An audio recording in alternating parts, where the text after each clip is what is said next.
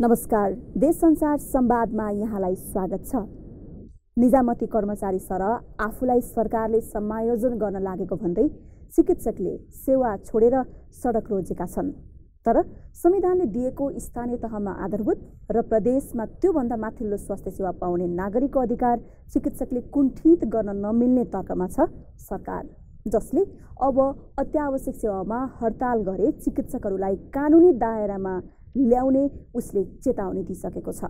तर पनि चिकित्सकले आन्दोलन छोडेका छैनन्। आखिर किन त? यसै विषयमा संवाद गर्नका लागि यति बेला मसँग डाक्टर सुनिल पौडेल हुनुहुन्छ। उहाँ सरकारी चिकित्सक सङ्घका उपाध्यक्ष पनि हुनुहुन्छ अनि 12 वर्ष फिजिसियनको हैसियतमा काम गरिसक्नु भएको छ, सरकारी सेवा अन्तर्गत नै रहेर। यहाँलाई स्वागत छ। हजुर, धन्यवाद। बिरामीको सेवा गर्ने वचन तपाईहरुले दिएर वाचा गरेर अथवा भन्नु पर्दाखेरि चाहिँ ओथ लिएर तपाईहरु सरकारी चिकित्सक हुनुभयो, तर अहिले त्यो छोडेर सडकमा हुनुहुन्छ किन? हामीलाई बाध्य बनाइएको छ, हामीलाई अस्वस्थ बनाइएको छ। डाक्टर भएर डाक्टरलाई नै अस्वस्थ बनाइसकेपछि अस्वस्थ डाक्टरले कसरी बिरामीलाई स्वस्थ पार्न सक्छ? त्यसैले हाम्रो आन्दोलन यसैमा केन्द्रित छ कि हाम्रो वातावरण चाहिँ स्वस्थ भइदिनु पर्यो र हामीलाई यस्तो वातावरण क्रिएट गरिदिनु पर्यो जहाँ चाहिँ हामीले उपचार चाहिँ उच्च मनोबलका साथ गर्न पाऊँ। तपाईहरु अस्वस्थ कसरी हुनुभयो? सरकारले त भनिराखेको छ कि कर्मचारी समायोजन हामीले देशको संघीयता कार्यान्वयन गर्नको लागि अर्थात् मुलुकलाई संघीयतामा लैजानको लागि र अर्को चाहिँ विकेन्द्रीकरणको प्रणाली अपनाउनकै लागि गरेको भन्छ। हाम्रो पेशा भनेको पढ्ने पेशा हो। हामी रात दिन यसमा चाहिँ बिरामीको उपचारको लागि आफूलाई अपडेट गराइराख्नु पर्ने हुन्छ। जस्तै मैले उदाहरण दिन्छु, जस्तै मैले एमबीबीएस गरेँ भने मैले एमबीबीएसमा मात्र त सीमित हुँदिनँ नि, मैले एमडी गर्छु वा एमएस गर्छु, त्यसभन्दा माथि पनि पढ्ने विषयहरू छन्, थुप्रै विषयहरू छन् हामीसँग। र हामीले खोजेको के हो भन्दाखेरि हाम्रो यो अवसरलाई चाहिँ कुण्ठित नहोस्। र यो अवसर कति बेला कुण्ठित हुँदैन भन्दा जब हामी एक ठाउँबाट अर्को ठाउँमा जाने बाटो खुला गरिन्छ। अहिले हामी अस्वस्थ किन भइरहेछौँ? हामीलाई कोठाभित्र थुनिएको छ, त्यो पनि अन्धकार भएको कोठामा, जहाँ चाहिँ हामीले बाटै देखिरहेको छैनौँ, हाम्रो आँखामा पट्टी बाँधिएको छ। अहिले भन्नुहुन्छ भने हामी समायोजनमा जाँदैनौँ भनेर हामीले भन्न खोजेको होइन। हामी स्वास्थ्य क्षेत्र भन्नुहुन्छ भने यस अगाडि नै समायोजनमा थियो। सबैभन्दा पहिला मलाई लाग्छ स्वास्थ्य क्षेत्र, शिक्षा र स्वास्थ्य भनेका समायोजनमा गइसकेका विषयहरू। इक्जाम्पल हेर्नुहोस्, जहाँ चाहिँ प्रशासनको शाखा अधिक पुगेको हुँदैन त्यहाँ चाहिँ मेडिकल अफिसर, प्राथमिक स्वास्थ्य केन्द्रमा जहाँ मेडिकल अफिसरको दरबन्दी हुन्छ त्यहाँ चाहिँ हैन हाम्रो स्वास्थ्य क्षेत्र एउटा डाक्टर चाहिँ त्यहाँ उपलब्ध हुन्छ, पुगेको हुन्छ। त्यसका साथसाथै अरू स्वास्थ्य कर्मीहरू हुन्छन्। हाम्रो त यस्तो लेभल छ कि हैन सबैभन्दा वडा लेभलमा पनि हाम्रो स्वास्थ्यको संरचनाहरू छन्, हैन स्वास्थ्य चौकीहरू छन्, हैन त्यसभन्दा माथि चाहिँ प्राथमिक स्वास्थ्य केन्द्रहरू छन्, जिल्ला स्तरमा जिल्ला अस्पतालहरू छन्। हजुर, समायोजन चाहिँ स्वास्थ्यको अगाडि नै भइसकेको थियो। अब यो एउटा आरोप के छ भन्दाखेरि चिकित्सकहरू बाहिर जान मान्दैन। होइन, बिल्कुल होइन। चिकित्सकहरू अहिले गाउँसम्म पुगेका छन्। ठिक छ, त्यो विषयमा हामी फेरि बहस गर्छौँ। अलिकति मैले अझै आन्दोलनमै जोड दिएँ। अहिले निकै रोग फैलिने मौसम छ। तपाईहरु सबै जिल्लाबाट काठमाडौँ आउनु भएको छ, एकै ठाउँमा जम्मा हुनु भएको छ अनि नारा लगाइरहनु भएको छ। यो चाहिँ स्वाभाविक हो, तपाईहरुको नैतिकताले दिन्छ। यो तपाईहरुको आफ्नो माग त छ, त्यो जुन सरकारसँग वार्ता गरेर समायोजनको कुरा तपाईहरुले मिलाउनु पर्ने होला। तर जसरी तपाईहरुले सेवा छोड्नुभयो, एउटा बिरामीले आज 15 दिन 20 दिन शल्यक्रियाका लागि यसै पनि कुर्नु पर्थ्यो, झन् त्यसमाथि पनि अहिले त समय लिएर पनि शल्यक्रिया गर्न पाइरहेका छन्। यो चाहिँ कति सही हो? तपाईले उठाएको कुरा एकदम जायज हो, किनकि हामी पनि यसमा प्रतिबद्ध छौँ कि बिरामीले उपचार पाउनुपर्छ। तर त्यो भन्दा हैन 2 दिन समय दिएर हाम्रो विषयमा पनि जटिल बन्दिनुहोस् न, हैन यसमा चाहिँ संवेदनशील बन्दिनुहोस् न। किनकि हामीलाई संवेदनशील क्षेत्र भनेर सरकारले घोषणा पनि गर्ने अनि आफू चाहिँ संवेदनशील नबन्ने अनि चिकित्सकलाई मात्र दोष लगाएर पुग्छ र चिकित्सकले किन यस्तो गरेर चिकित्सा जस्तो पेशा सडक सङ्घर्ष गर्नुपर्ने बाध्यता के थियो? एकचोटि त्यो त बसेर सल्लाह गरिदिनु पर्यो नि। आज 5औं दिनको आन्दोलन चलिरहेको छ, हामीलाई वार्तामा बोलाइएको छैन। अचम्मै लाग्छ मलाई, सरकार यति कठोर किन भइरहेको छ? अब आन्दोलन गरेपछि समातेर कस्टडीमा लैजाने कुरा गरिसकेका छ, कानुनी कारबाही गर्छु भनेको छ, फेरि तपाईहरुले त आन्दोलन छोड्दैन? होइन, हामीलाई कस्तो भन्दाखेरि हामी त अब यो पकेटमा राजीनामा बोकेर हिँडिराखेको चिकित्सा जगतलाई भनेको नेपालमा यति कम सङ्ख्यामा चिकित्सकहरू छन् कि जम्मा 1400, त्यो पनि विशेषज्ञ चिकित्सक त यति कम हुनुहुन्छ हैन।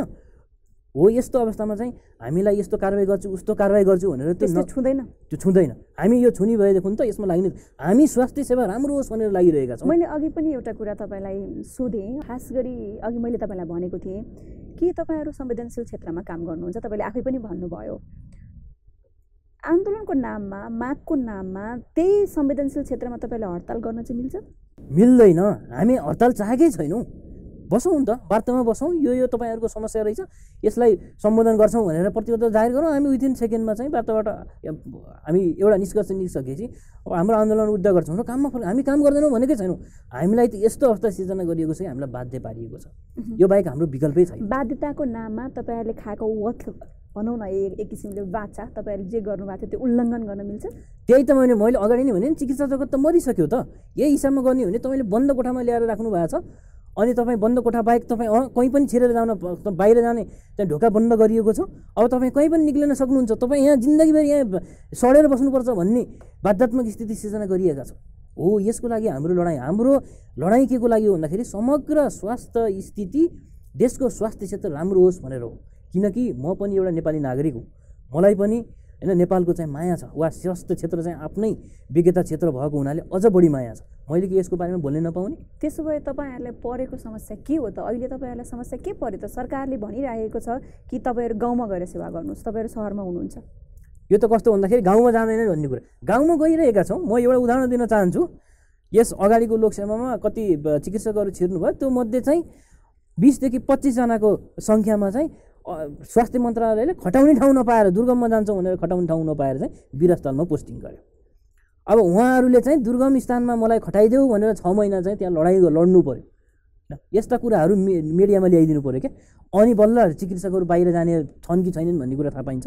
अहिले त के हुन्छ भन्दाखेरि दुर्गममा चाहिँ हानथाप हुन्छ। हेर्नुहोस् होइन, दुर्गममा गइसकेपछि अवसर सिर्जना गरिएको छ। त्यही भएर नै यो पेसा चाहिँ छुट्टै हो होइन। यस पेसालाई चाहिँ विशेष तरिकाले हेर्नुपर्छ भनेरै 2053 सालमा स्वास्थ्य सेवा ऐन आयो। अहिले यो स्वास्थ्य सेवा ऐन विघटन भएको छ। हामीले भनेको के कुरो भन्दाखेरि यी 2053 सालमा भएका स्वास्थ्य सेवा ऐनमा भएका नियमहरूलाई राखिदिनुहोस्। यसले चाहिँ हाम्रो राम्रो क्षेत्र चाहिँ राम्रो बनाइदिएको थियो, यसले अवसरहरूको सिर्जना गरिदिएको थियो।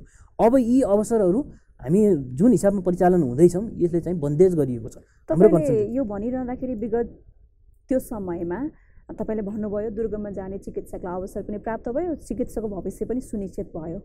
तर हामीले त कहिले पनि सुनेनौँ नि त, डाक्टर गाउँमा आउनुभयो, डाक्टरले सेवा दिनुभयो, हामीलाई राजधानी धाउनु परेन या विदेश धाउनु परेन भनेर त त्यहाँका जनताले भन्दै भनेका छैनन् त। अहिले त कस्तो छ भन्दाखेरि सरकारले होइन जम्मा प्राथमिक स्वास्थ्य केन्द्र भन्ने हुन्छ, मलाई लाग्छ 250 को हाराहारीमा प्राथमिक स्वास्थ्य केन्द्रहरू छन्। 250 ठाउँमा पुरै ठाउँ प्याक छ। हेर्नुहोस् भनेको सरकारी चिकित्सकहरू त्यहाँ चाहिँ यथेष्ट मात्रामा छन्, गएका छन्। म भन्न चाहन्छु दुर्गम खोज्दै जानुभएको छ। एउटा होइन, एउटा एमबिबिएस मात्र सबै कुरा होइन नि त होइन। त्योभन्दा माथि पनि पढ्ने अवसरहरू छन् नि। जस्तै एमडी गर्ने, एमडी चिकित्सकहरू भनेको विभिन्न विधाका हुन्छन्, विशेषज्ञहरू हुन्छन्।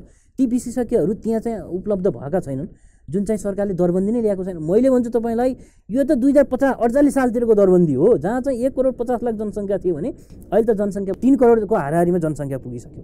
भनेपछि अब यो चिकित्सकलाई पहिलाको स्थानमा राख्ने कि चिकित्सकको पनि दरबन्दी बढाउने? भनेपछि 1,50,000लाई एउटा विशेषज्ञले सेवा दिन बाध्य बनाउने कि त्यहाँबाट घटाएर चाहिँ 50,000, 30,000, 40,000मा लिएर आउने? हामी कुन ठाउँमा छौँ त्यो हेर्नु पर्यो। तपाईँले त्यही देख्नुहुन्छ। बिल्कुल सरकार यति कमजोर छ कि स्वास्थ्य सेवाको डाक्टर जस्तो अझ विशेषज्ञ पदको त दरबन्दी क्रिएट गरेकै छैन। दरबन्दी भएको ठाउँमा पनि त डाक्टर गइराखेका छैनन् नि त। कहाँ छ? त्यस्तो त छँदै छैन। छ, मैले धेरै पटक रिपोर्टिङ गरेको छु।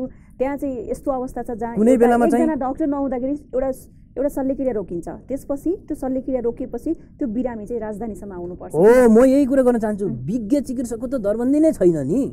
कति नै ठाउँमा दरबन्दी राखिएको छ र त्यो सेवा प्रदान गर्नको लागि 50 बेडको अस्पतालमा केही विशेषज्ञहरू सीमित मात्रामा राखिन्छ होइन। त्यो राज्यसँग त्यस्ता प्रकारका विशेषज्ञहरू धेरै छन्। तपाईँ यदि अहिले पनि हेर्नुहुन्छ भने लोकसेवाको विज्ञापन लिँदाखेरि एटिआई डाक्टरहरू पनि विशेषज्ञ चाहिँ लोकसेवाले पाउन सकिरहेको छैन।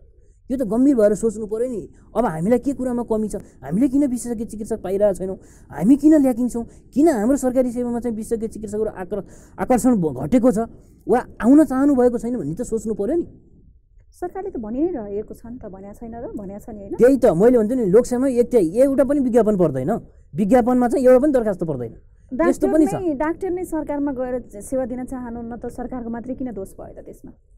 त्यस्तो होइन, सरकारले आकर्षण गरिदिनु पऱ्यो हामीलाई। यो क्षेत्रमा यस्तो यस्तो छ, जुन मैले भने नि अहिले चाहिँ एमबिबिएस मेडिकल अफिसरहरू यथेष्ट मात्रामा हुनुहुन्छ। किन आउनुहुन्छ भन्दाखेरि यहाँ अवसरको सिर्जना भएको छ। नम्बर पाउनुहुन्छ, नम्बर दुर्गममा जानु भने नम्बर पाउनुहुन्छ। नम्बर पाइसकेपछि एमबिबिएस मात्र होइन कि यो पेसा भनेको त रात दिन पढ्ने पेसा हो। मैले बिरामीको उपचार गर्दाखेरि मैले यहाँको मात्र नेपालमा के भइरहेको भन्ने हेर्ने मात्र होइन कि मैले त बाहिरको पनि हेर्छु। किन त्यो तपाईँले प्रदेशमा स्थानीय तहमा गएपछि पाउनुहुन्न?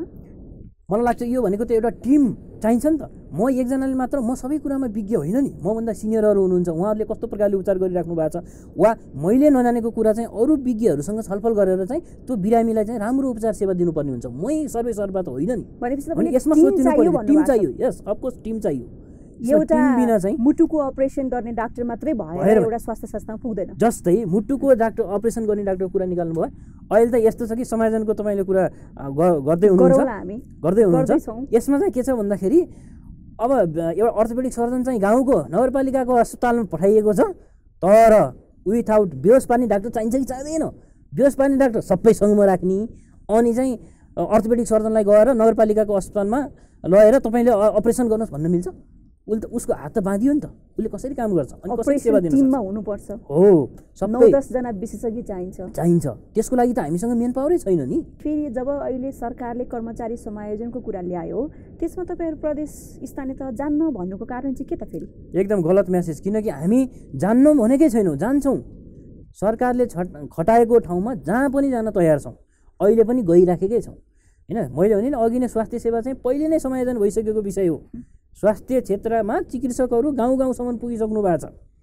तर के भयो भन्दाखेरि अहिले गएको छैन, चिकित्सकहरू जान मान्दैन भन्ने आरोप चाहिँ बिल्कुल चाहिँ सरासर गलत हो भन्छु मैले। जानुभएको खोजी जानुभएको छ। त्यसो भए अहिले हाम्रो आन्दोलन चाहिँ के हो त भन्दाखेरि यही हो। जस्तै एमबिबिएस गरिसकेपछि विशेषज्ञता हासिल गर्नुपर्ने हुन्छ र एउटा चिकित्सकको दरबन्दी जुन स्थानीय तहमा लगेर राखिएको हुन्छ, त्यो स्थानीय तहबाट निक्लेर बाहिर जान पाउँदैन भनेको उसलाई बन्द कोठाभित्र थुनिएको छ भन्छु मैले होइन। उसलाई त्यो स्थितिको सिर्जना गरिदिनु पऱ्यो कि जहाँ उसको चाहिँ सिप, ज्ञान र क्षमताको प्रदर्शन हुने खाले अस्पतालहरूमा उसलाई खटाइदिने वातावरण मिलाइदिनु पऱ्यो र एक ठाउँबाट अर्को ठाउँमा सरुवा हुने वातावरण मिलाइदिनु पऱ्यो। त्यो सरकारले अहिले तयार गरिरहेको निजामती ऐन बन्दैछ, अहिले विधेयकको रूपमा आइरहेको छ, त्यसमा स्पष्ट भनेको छ नि त तपाईँहरूलाई त केन्द्रमा आउने बाटो पनि खुल्ला गरेको छ, अध्ययन गर्ने बाटो पनि खुल्ला गरेको छ। त्यसपछि तपाईँले अघि भन्नुभयो विशेषज्ञताको त्यो जुन अवसर छ त्यो पनि खुल्ला गरेको छ। त्यो किन तपाईँहरूले पर्खिन अथवा धैर्य गर्न सक्नुभयो? यस्तो हामीलाई त्यो चाहिँ अब निजामती सेवा विधेयक आउँदैछ भन्ने कुरा यी चाहिँ तपसिलका कुराहरू हुन्, अहिलेसम्म हामीकोमा आएको छैन होइन। अगाडि देखिनु पऱ्यो। हामी अब समायोजन भएर गइसक्ने अनि तपाईँको अवसर चाहिँ यस्तो यस्तो ल्याउँछौँ भनेर पछि होइन कि अहिले तपाईँलाई अवसरहरू यो छन् भनेर देखाउनु पऱ्यो। धैर्यता त तपाईँले राख्नुपर्ने होला होइन, राखेको यसैमा अगाडि मिलाउन सकिन्थ्यो हामीले। त्यही भएर त पटक पटक चाहिँ अब यसरी जानुपर्छ। म पनि संहिताको यो देश संहिता लागिसकेपछि हामीले 1.5 वर्षदेखि यसको एक्सर्साइज र मोडालिटीहरू स्वास्थ्यमा कस्तो प्रकारको संरचनाहरू चाहिन्छ भनेर एक्सर्साइजहरू गरिरहेका थियौँ र विगतमा के भयो भन्दाखेरि होइन अब त स्वास्थ्य क्षेत्र त धराशायी नै पार्ने भयो भनिसकेपछि अनि हामीले आन्दोलन सुरु गऱ्यौँ। आन्दोलन सुरु गरिसकेपछि उहाँहरूले हो तपाईँहरूका माग जायज छन् भनेर सम्झौता पनि गर्नुभयो। त्यो सम्झौतालाई पनि पालना गर्नु भएन। अनि पालना नगर्दा फेरि हामीले आन्दोलन गर्न बाध्य पारियो, सडकमै जानलाई बाध्य पारियो, आम हडतालमै जान बाध्य पारियो। त्यसपछि हामी फेरि के गर्यौँ भन्दाखेरि हामी होइन यो चाहिँ अब यो लेभलबाट भएन, प्रधानमन्त्रीकै लेभल चाहियो भनेपछि प्रधानमन्त्रीले पनि तपाईँहरूका माग जायज छन्, एउटा राष्ट्रको कार्यकारीबाट चाहिँ तपाईँका माग जायज छन्, तपाईँहरूले आन्दोलन स्थगित गरेर होइन सेवामा फर्किनुहोस् भनिसकेपछि हो प्रधानमन्त्रीबाट यस्तो प्रतिबद्धता जाहेर हुन्छ भने हामी किन सेवामा नफर्किने भनिसकेपछि हामी फेरि सेवामा फर्यौँ। फेरि त्यो लागू भएन अनि हामीलाई यो स्थितिमा बाध्य पार्यो। अहिले त सरकारले भनिरहेछ नि त तपाईँहरूलाई कुर्नुहोस्, तपाईँहरूले हामीले यस्तो तपाईँहरूलाई सहज हुने गरिकन तपाईँहरूको अध्ययनलाई प्रभाव नपार्ने गरिकन हामीले चाहिँ विधेयक ल्याउँदैछौँ, किन आत्तिनु भएको भनिरहनु भएको छ त? होइन, प्रदेशमा गइसकेपछि स्थानीयमा गइसकेपछि त्यो ल्याउँला खाउँला दिउँला भन्ने कुरा चाहिँ यी तपसिलका कुरा हो। भर त गर्नु पर्यो नि त, विश्वास गर्नु परेन? विश्वासको वातावरण अहिले हुन्थ्यो भने 2-2 चोटि हामीले आश्वासन पाइसक्यौँ, त्यसमा पनि विश्वास गर्ने वातावरण भएन नि त। विश्वास मात्र गरेर कहिलेसम्म बसिरहेको। त्यो 10%मा मात्रै सीमित नभएर अब तपाईँहरूलाई त 100% नै 100% नै तपाईँहरूलाई त्यो नम्बर पनि दिने भनेर त्यो व्यवस्था गरेको छ, त्यो पनि तपाईँलाई चित्त बुझेन रे भन्ने कुरा आयो किन? यो ड्राफ्टका कुराहरू हुन्, यो छन् ऊ छन् भन्ने कुरा, यो गरिदिएको छु भन्ने कुरा, यी चाहिँ भोलि बिहान परिमार्जन हुने कुराहरू हुन्। त्यो आउला, विधेयक आफ्नो ठाउँमा छ, तर अहिले यसरी खटाइदिनुहोस् भन्ने कुरो हो हाम्रो चाहिँ। कसरी खट्नुपर्छ त तपाईँको विचार? हाम्रो माग भनेको एउटा अत्यन्त सरल माग छ। हामीलाई जुन कुनामा पठाए पनि हामी जान राजी छौँ, गइराखेकै छौँ। म पनि एउटा विज्ञ चिकित्सक हो जुन चाहिँ स्थानीय लेभलमा गएर काम गरिराखेको छु हैन। यदि मेरो दरबन्दी छैन पनि म त्यहाँ गएर काम गरिराखेको छु हैन। सरकारले अब यसलाई दरबन्दी बढाउने हो कि भनेर सोधिदिनु पर्यो। हामी जुन सुकै कुनामा जान पनि तयार छौँ, तर के हो त भन्दाखेरि हाम्रो अवसरलाई वञ्चित गर्नु भएन, वृद्धि विकासलाई वञ्चित गर्नु भएन, हामीलाई पढ्न दिनु पर्यो। एउटा प्यारेन्ट अर्गनाइजेसनसँग पढ्न पाऊँ न त हामी पढेर राम्रो सेवा गर्छौँ भनेर भन्दाखेरि चाहिँ यिनीहरूले चाहिँ गलत गरे भनेर सोच्नु चाहिँ अब त्यति राम्रो जस्तो मलाई लाग्दैन। हामीले चाहिँ तपाईँहरूले पुरै वञ्चित गरेको नीति नियम त आइसकेका छैन नि त, तपाईँहरूले आन्दोलन अहिले यसले चाहिँ वञ्चित गरिदिइसकेको छ। समायोजन ऐन जुन छ त्यसले त वञ्चित गरिसक्यो तपाईँलाई। जाऊ मात्रै भन्यो भने त जाऊ भनेपछि त सकिएको हो नि त, जाऊ भनेपछि त वञ्चित गरिहाल्यो त। त्यहाँको गाउँपालिकाको अध्यक्षले मेयर त्यहाँ चाहिँ तपाईँ फर्किने वातावरण छँदै छैन। तपाईँले उसको समायोजन ऐनमा 10% 100%को कुरा गर्नुहुन्छ, त्यहाँ फर्किने वातावरण छैन। तपाईँ त त्यसमा त बढुवा भएर जाने हो। बढुवा भनेको त्यसमा फेरि लोकसेवा दिनुपर्छ। अहिलेकै बढुवा भएर त आउन सक्नुहुन्छ सङ्घमा, बढुवा भएर आउन सक्ने त्यो कस्तो कुरा हो भन्दाखेरि त्यो पछिको कुरा हो। बढुवा भएर त जो पनि आउन सक्छ। तपाईँले लोकसेवा दिएर आउन सक्नुहुन्छ भने लोकसेवा त फ्री कम्पिटिसन हो, आउन सकिन्छ। तर के हो त 8औँ तहमा कसैले 10 वर्ष सेवा गरेको छ भने 10 वर्ष एकै ठाउँमा किन? बिचमा पनि उसलाई हैन 5 वर्ष 7 वर्ष भइसकेपछि उसलाई ट्रान्सफर गर्ने वातावरण मिलाइदिउँ नि त। अनि एउटा विशेषज्ञ छ भनेपछि जस्तै 9 तहको एउटा विशेषज्ञ छ, कुनै ठाउँमा गयो त्यसले चाहिँ 7 वर्षसम्म बल्ल 11औँ तहमा 7 वर्षभन्दा अगाडि नै हामीलाई यस्तो बाटो खुला गरिदिउँ नि त। अनि यसरी बन्देज गरेर नराखौँ न भन्ने हाम्रो चाहिँ माग थियो। तपाईँले त्यो बाटो खुला गर्नुभयो भने त सबै चिकित्सक सहरमै थुप्रिन्छन् अनि बिल्कुल अहिलेको क्लिनिकमा गएर प्र्याक्टिस गर्छन्, सरकारी अस्पतालमा सेवा दिँदैनन्। अनि त्यो कसरी सम्भव? जुन सरकारले यो समायोजन ऐन ल्याएको छ, यहाँबाट अब चिकित्सकहरू त रितिसके त। गाउँमा चिकित्सकै छैनन्, सबै सङ्घमा राख्दैन अनि गाउँमा चिकित्सकै नजाने। त्यो तपाईँहरू ग्यारेन्टी खोजिरहनु भएको छ? ग्यारेन्टी भन्नाले सेवामा प्रवेश गरिसकेपछि सेवाको कुनै पनि कुराको तपाईँलाई यस्तो हुन्छ भन्ने जानकारी चाहिँ अगाडि नै हुनुपर्छ। जस्तै म लोकसेवा इन्ट्री गर्दाखेरि के थियो भन्दाखेरि तपाईँलाई 2053 स्वास्थ्य सेवा ऐनले यो कुराहरू चाहिँ दिएको छ, तपाईँ मेरो सेवामा आउनुहुन्छ कि आउनुहुन्न हैन। मैले सेवामा त आएँ, मैले जम्मा मेरो तलब कति छ 34,000मा म चाहिँ बसिराखेको छु। एउटा विशेषज्ञ चिकित्सक 34,000को सेवामा बसिरहेको छ भने सरकारले सोच्नु हामी स्यालेरीको बारेमा त लडाइँ गरेको होइनौँ नि। त्यही भएर सुविधा चाहियो बसेर क्लिनिकमा प्र्याक्टिस गर्न मन लाग्ने होला चिकित्सकलाई। त्यो पनि होइन हैन। त्यस्तो छ भने हामीले त के माग गरिरहेका छौँ, अस्तिको सम्झौतामा पनि हेर्नु होला, 1 डक्टर 1 इन्स्टिट्युसन भनेको एउटा डक्टर सरकारी क्षेत्रमै सीमित गरौँ। हामी 24 आवर त्यही काम गर्न तयार छौँ। सरकार त्यो गर्न किन चाहँदैन भनेको नियम त आएको छ नि त, आएको छैन। कहाँ आएको छ? खगराज अधिकारीको पाला मन्त्री हुँदाखेरि आएको जस्तो गरेको थियो, त्यो चाहिँ बिचमै डिसमिस भयो, आएको छैन। त्यो नियम ल्याउनुहोस्। अस्ति हामीले गएर भन्यौँ हैन यस्तो प्रकारको नियम ल्याउनुहोस्, हामी एउटै स्वास्थ्य संस्थामा बसेर रात दिन काम गर्न तयार छौँ, बाहिर जाँदैनौँ भनिसकेका छौँ त। अनि यस्तोमा पनि हाम्रो सरकार चाहिँ हैन यो गर्न पनि तयार छैन। तपाईँहरू अब के राजीनामा नै दिनु तपाईँहरूको विकल्प हो? होइन, कस्तो हुन्छ भन्दाखेरि सरकार पछि चाहिँ गम्भीर भइदिनु पर्यो। हामीले जुन कुरा उठाइरहेका छौँ यो चाहिँ माग उहाँहरूको संवेदनशील छ, यसले चाहिँ समग्र स्वास्थ्य क्षेत्र चाहिँ राम्रो बन्छ भन्ने उहाँहरूले स्वीकार गरिसकेको अवस्थामा, किनकि हामीसँग अलरेडी प्रतिबद्धता भइसकेको छ। हामीले मन्त्रालयसँग सम्झौता गरेका छौँ, मन्त्रालय राजी छ हैन। स्वयं प्रधानमन्त्री नै यो कुरा चाहिँ उहाँहरूको जायज छ भनेर राख्नुभएको छ पहिला उहाँहरूले भनिसकेपछि यो कुरामा उहाँहरू संवेदनशील भइदिनु पर्यो। भनेको एउटा चिकित्सक बनाउनलाई कम्तीमा पनि राम्रो चिकित्सक बनाउनलाई 20 वर्ष समय लाग्छ।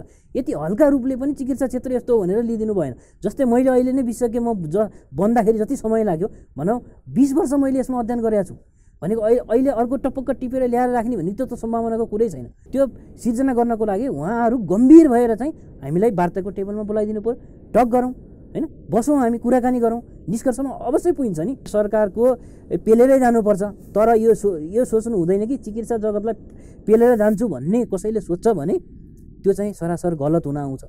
उहाँहरूले यसको चाहिँ आउटकमै बुझ्नु भएको छैन हैन। चिकित्सा क्षेत्र कस्तो भन्दाखेरि अमेरिकामा चिकित्सकहरू नभएर नेपालबाट टिपेर लैजानु परेको छ, यो त बुझिदिनु पर्यो नि। चिकित्सकको त के हुन्छ, पङ्खा हुन्छ भनेको यो चराको जस्तो पङ्खा हुन्छ। यहाँ हामीले यो क्षेत्रमा चाहिँ चिकित्सकहरूलाई राख्न सकिएन भने यी त विदेश पलायन हुन्छन्। किन त्यो त अलिकति घमण्ड गरे जस्तो भएन र? होइन, पेसा नै त्यस्तै छ त, जान्छन् त। हेर्नुहोस् त अहिले कति पलायन भइरहेछन्, यो ब्रेन ड्रेन भन्छौँ नि हामीले, यिनीहरू यसरी नै पलायन हुन्छन्। यसरी पलायन त गराउनु भएन नि त, राम्रो यहाँ नीति लिएर आइदिनु पऱ्यो।